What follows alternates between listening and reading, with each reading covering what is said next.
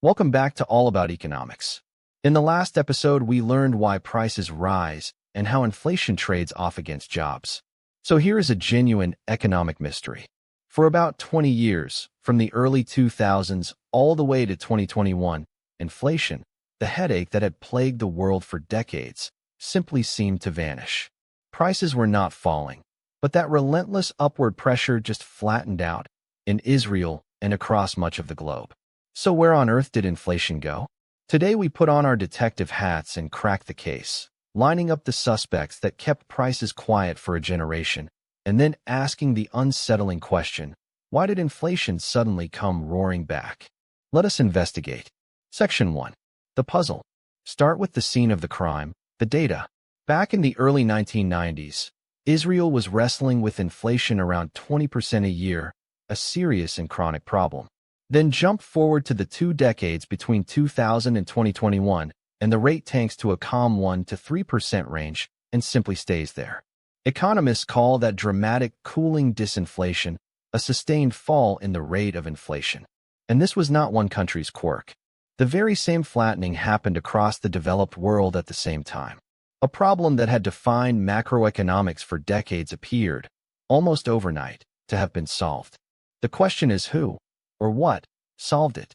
And solving it mattered enormously, because the decades before had taught everyone a hard lesson, that once inflation takes hold, wringing it back out is brutally painful, often requiring a deep recession. So a full generation of low, stable prices was not merely convenient. It was one of the quiet triumphs of modern economic policy. Section 2. The thermostat. Our first major suspect sits at the center of every economy, the central bank. Think of the Bank of Israel as a thermostat for the whole economy. Its job is to keep things from running too hot, that is high inflation, or too cold, which means recession and unemployment. The crucial innovation of this era was inflation targeting. The central bank publicly committed to a specific goal, in Israel a band of 1 to 3%, and then used its main tool, the interest rate, to steer the economy toward it. Raise rates to cool an overheating economy, cut them to warm a cold one. This credible, rules-based approach, adopted around the world in the 1990s, was the single most important institutional reason inflation came under control. Section 3. The power of credibility. But the thermostat works through more than just interest rates. Its deeper power is credibility, and credibility works on expectations. Recall from the last episode that expected inflation tends to become actual inflation, as workers and firms build it into wages and prices.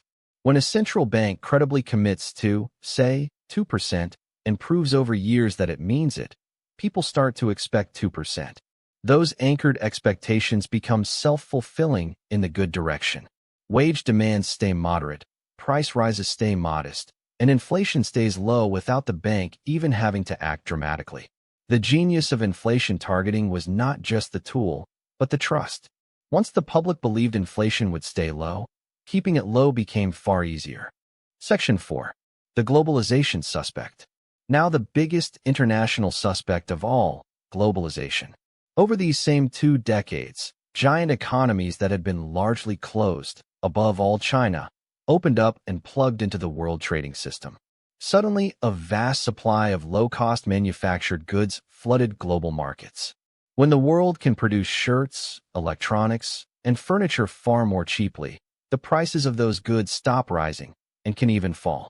At the same time, global supply chains let companies source labor and parts from wherever they were cheapest, putting a powerful lid on costs everywhere. For 20 years, this wave of cheap imports quietly held down prices across the developed world, doing some of the central bank's inflation-fighting work for them. Economists sometimes call this a positive supply shock, the mirror image of the oil shocks that caused stagflation. Instead of scarce, expensive inputs driving prices up, abundant, cheap goods drove them down, steadily, year after year. Section 5. Technology and competition. Our next suspect is technology. The same 2 decades saw an explosion in computing, the internet, and automation. Online shopping made prices transparent and put every seller in fierce competition with every other, one click away. Automation and software let firms produce more with less, holding down costs.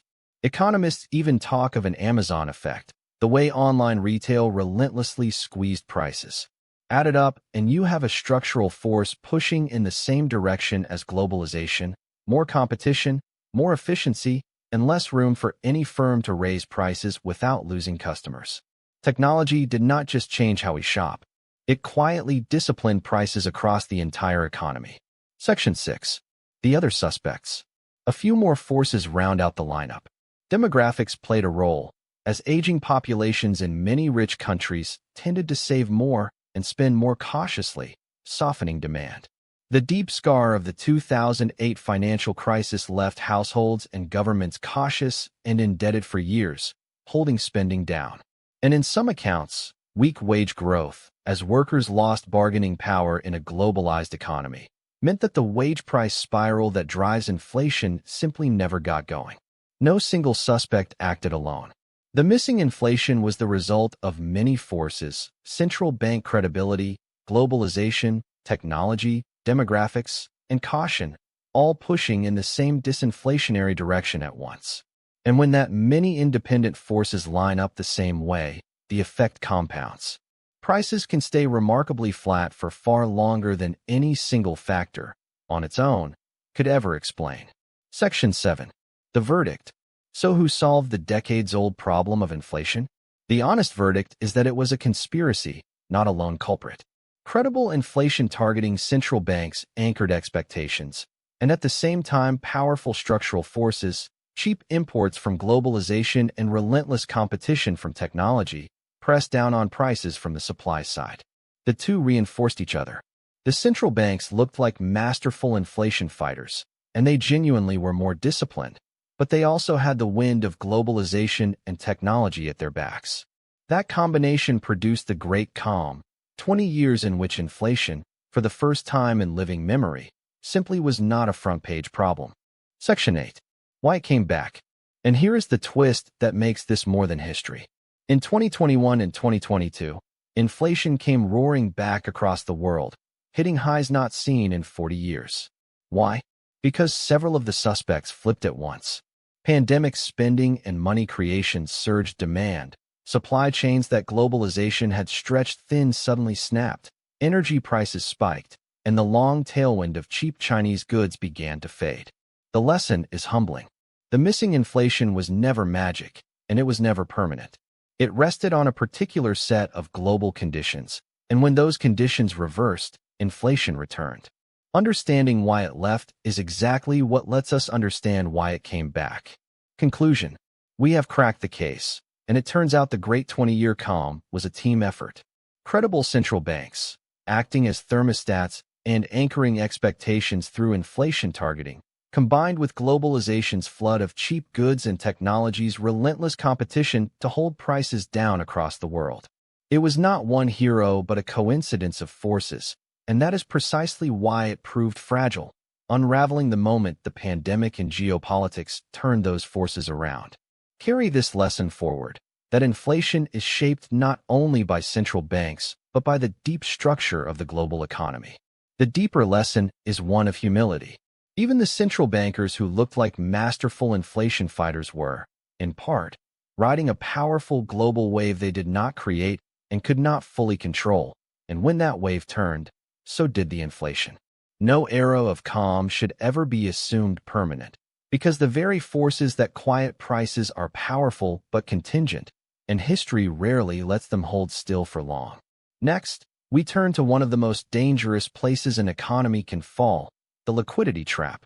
If you enjoyed this investigation, please subscribe to All About Economics and share it. See you there.